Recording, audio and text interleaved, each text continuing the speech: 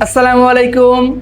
Today I'm gonna teach you the correct pronunciations of 12 months of the year in English in American accent with clap and snap fingers. So let's get started.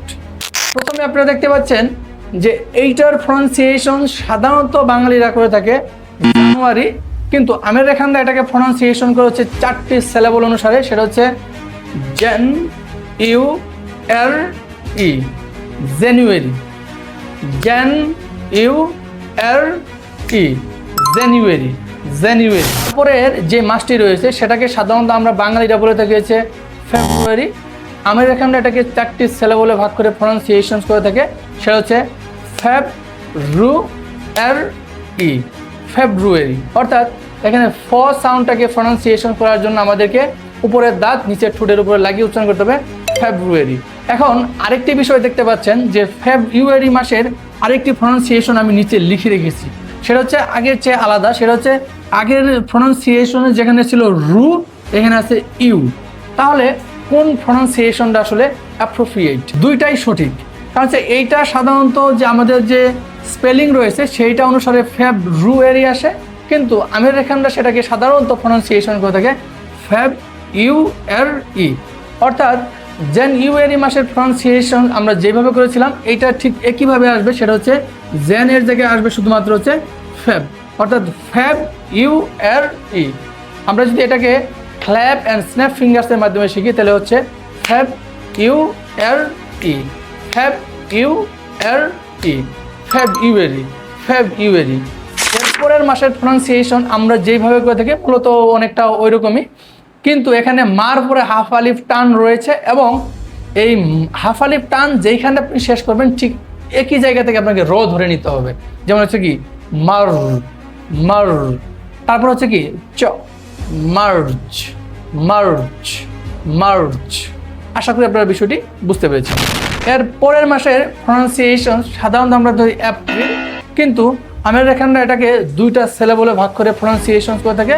সেটা হচ্ছে এই ফ্রল, এই ফ্রল, এই ফ্রল, এই ফ্রল।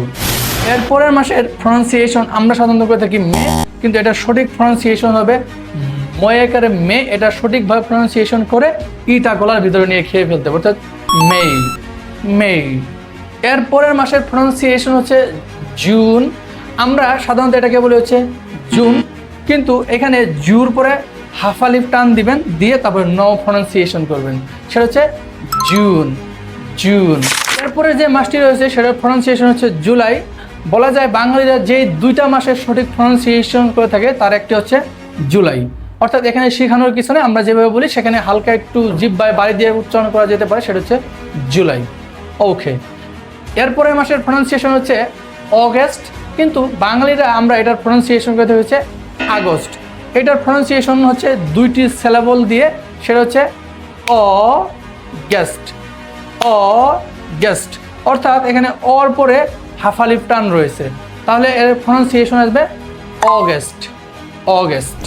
এরপর আছে September, September.